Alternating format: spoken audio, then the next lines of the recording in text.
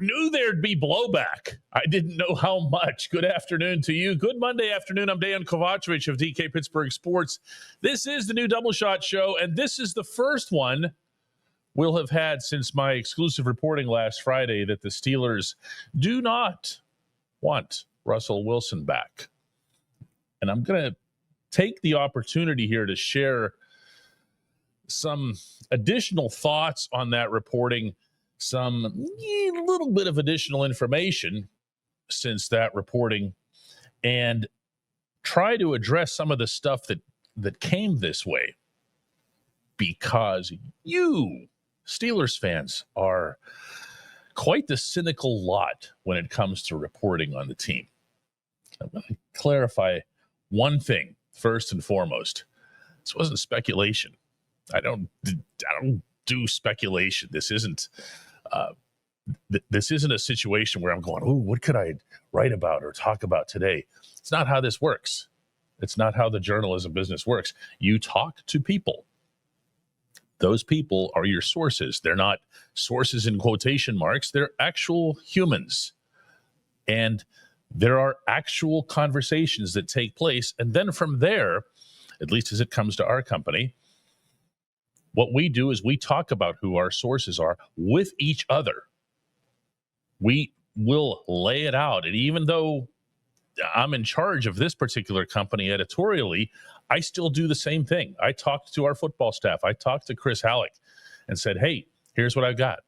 This is what's going to be reported. This is who it came from." He'll do the same thing back to me. This isn't, just sitting there going, "Ooh, clicks." There's a difference between actual reporting and then just the stuff that people sit and do in their basements to amuse themselves. This came from actual people, and actual people of import, not somebody who just happens to be, the security guard standing near the front entrance. This is real live stuff.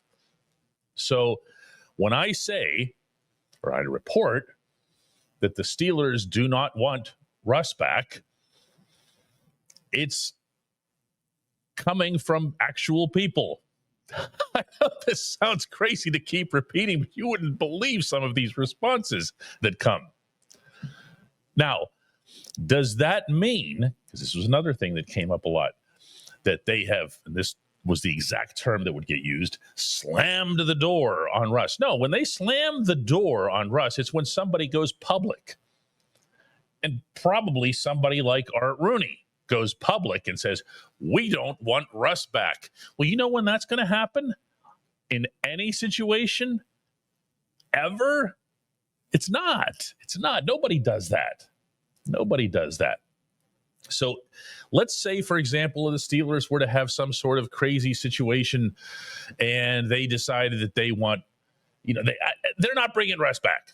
Okay. We can get into all the little minutia and everything else here and hypothetical scenarios.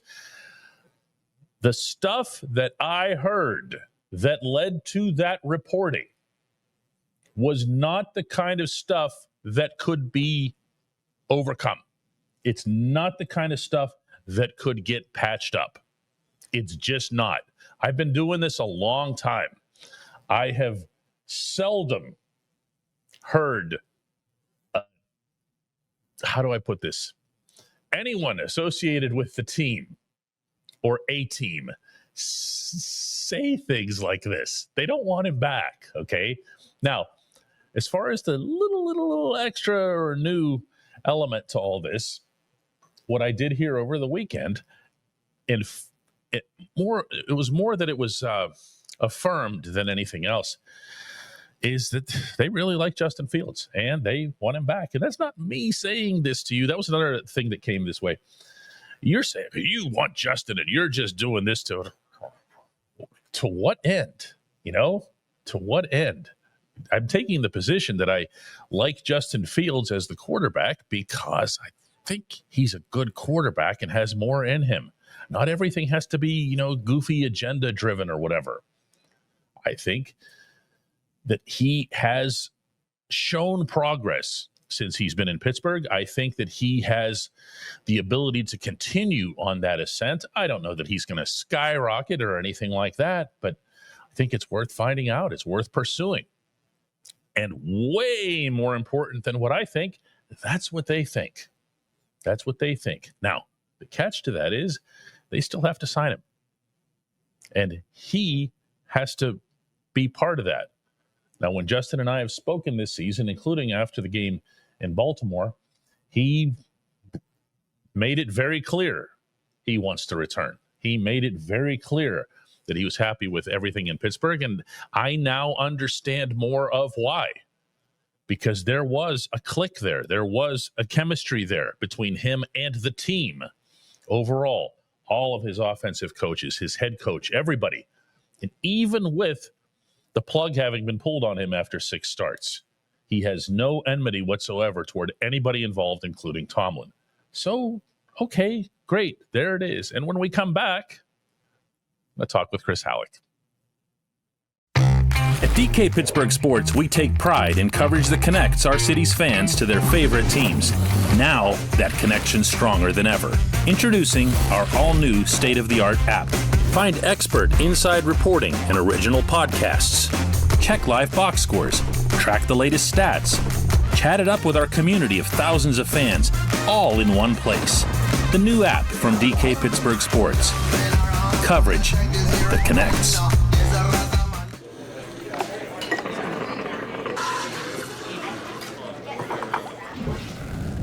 Joined now, as promised, by Chris Halleck. He's another one of those annoying reporters who gets a lot of blowback. What's going on, Chris?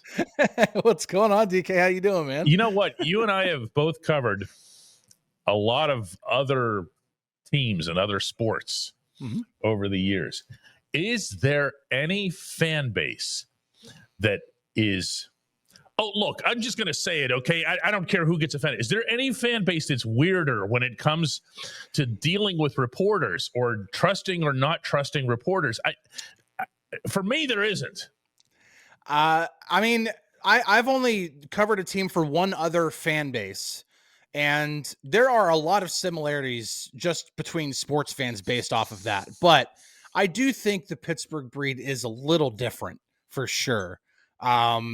It is interesting, and I've only been in the market for a couple of years, but it's definitely okay. See, he's being nice because he's a nicer guy than I am. All right, I'm not. Okay, and I still cover all 3 of Pittsburgh's teams. Chris, for us, just focuses on football, and there's nothing like it. You know, when I'm dealing with people who are fans of the Penguins, most of their reaction is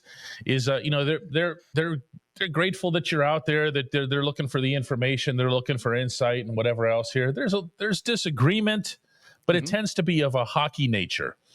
With baseball and the Pirates, it's different because all they want is for you to just tear up the ownership and how cheap they are and everything else. And they don't even care what you write about baseball. Okay. But there's not this enmity there.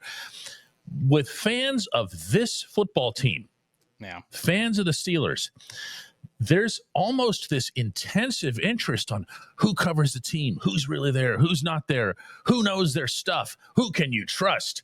It's like but a lot of the questioning that you get, a big percentage of it is just, why should I believe you? So-and-so reported this, so-and-so. It's like, it's different. Okay. Yeah. And so my biggest response to that would be, well, number one, you talk about who goes where. Well, we go everywhere. I mean, we're everywhere where the team is. The team, I mean, I remember being in Mobile for the Senior Bowl, and I came up on several different members of the organization, and they're like, "Hey, you're here." I'm like, "Yeah, I'm wherever you guys go, I go." Like that's pretty much the way it is. Even I saw Mike Tomlin literally walked right by him, and I was like, "Hey, long time no see," and he's just like, "What's up, brother?" And then he just kept walking because he didn't want to talk to me at all. Because if he didn't have to talk to me, he's not going to talk to me. No. But we're there. We're there wherever the team is. We're in everybody's faces. The people that we talk to are real people. Mm-hmm. So whenever you put together something and it's got something that's got, sources this, sources that, or whatever, just so that we can lay this out for people, maybe they have a better understanding of it. You tell me who your sources were. Mm-hmm. What happened last Friday or Thursday was? Mm-hmm. What happened? I told you Who are the people that I'm talking to? Who are they? Yeah. You know who these people are. This isn't some sort of here's a secret for everybody, and we talk about it and everything else, and then it goes out. But it's not just, I don't know what people think, that it's made up or whatever. The other one that gets me, as long as we're on this subject today, and we can do this, it's February, is whenever people say, well, so and so reported this. And you reported that. So what do you have to say about what they reported? I don't care. I mean, what are we supposed to do? Call the competition? Hey, where'd you get that? That doesn't line up with what I had to say. Somebody wrote something to me on Friday that said, why don't you guys all get together and get your stories straight? Oh, okay. That's it. Yeah. So let's call the local newspapers or whatever and make sure that we're all, just so that so-and-so in Tucson, Arizona can feel better about the general reporting. It's just not how it works.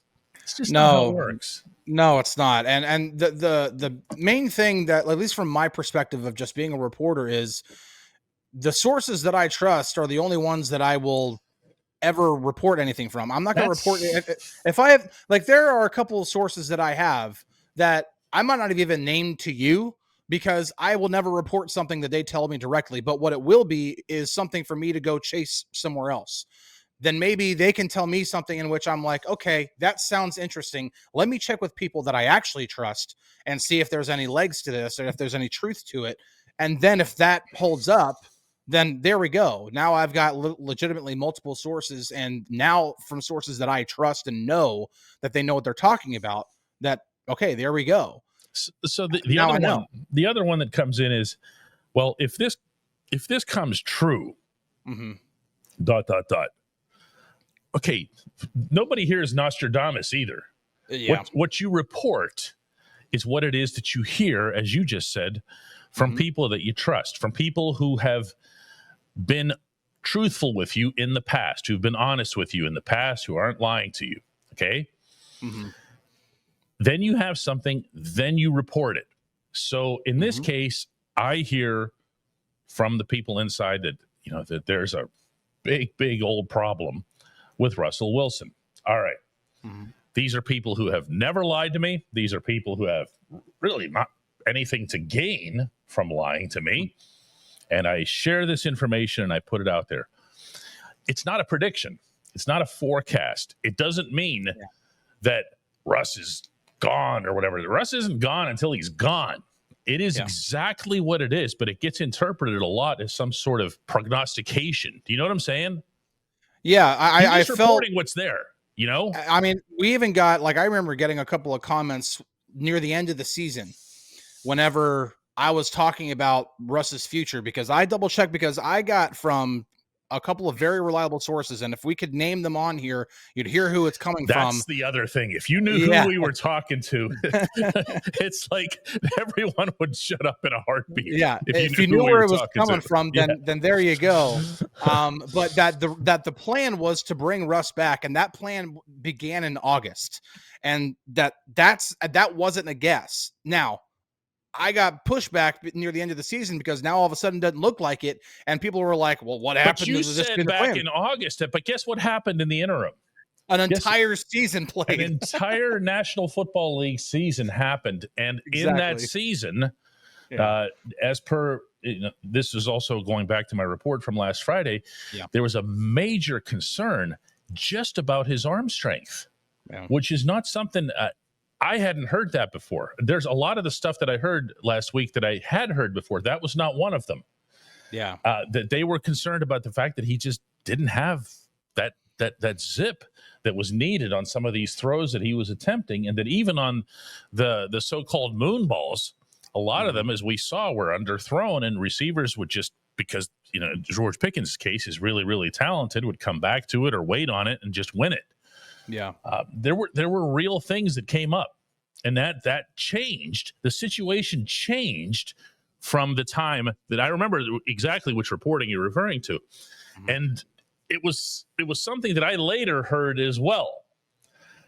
So, things change. It's not that your backtracking or your reporting was inaccurate. Stuff actually changes. Well, when I reported last summer that the Steelers were convinced that they were going to get a big name big name receiver, well, they didn't get one. Now that didn't mean that they didn't try, and that didn't mean that they themselves were convinced that they were going to get one. They had a plan. It just didn't work. It was a gigantic swing and a miss. They were a dead red hitter waiting for a 3-2 fastball, and they got a curveball and swung at it whenever it bounced 58 or 2 feet in front of the plate. I mean, that happens sometimes. That's not on me as the reporter. I'm telling you, this is what the organization is thinking and feeling right now. It's on them at that point to then follow through with it, because if they don't follow through with it, it looks even worse on them for that being the plan and then just it not holding up. I can't ever pass up a good baseball analogy, but they also got their guy to come in eventually. Mike Williams hit a home run, a walk-off home run in Washington, literally, and still wouldn't use the guy. When we come back, J1Q.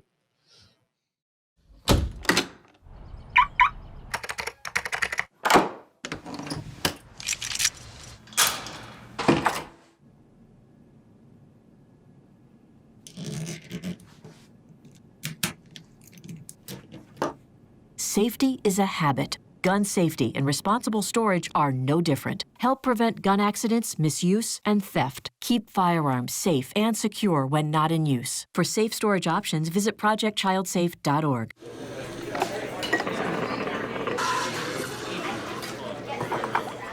All right, time now for today's J1Q. That stands for just one question. And for that, we go to William Kovacevic in Stafford, Virginia. Hey, DK. I was wondering about our offensive line next year. There's a lot of reports that came out this past year where the two rookies were a little more fatigued mentally as they come down that home stretch. And when you look at our projected starting lineup next year, 4 out of 5 of those guys are going to have less than 3 years experience. So am I worrisome here, or is this just an overreaction? Because I'm thinking the reason why you keep Pat Meyer around is to have that type of consistency with those younger guys to not slow down their development. Love to hear your thoughts. Oh, William, there's a lot there, and that could actually be not just one show. That could be like a week-long series of shows getting into each of the 5 positions, and maybe another week of what Meyer's role should be or should have been already. I remain at least a little bit disappointed in the nation as a whole for not calling out Meyer more often. That, to me, should be a hotter subject than it's been. And I understand that there's a scalding subject at the top of that hierarchy there. But where Meyer's concerned, if you're going to invest, think about it this way.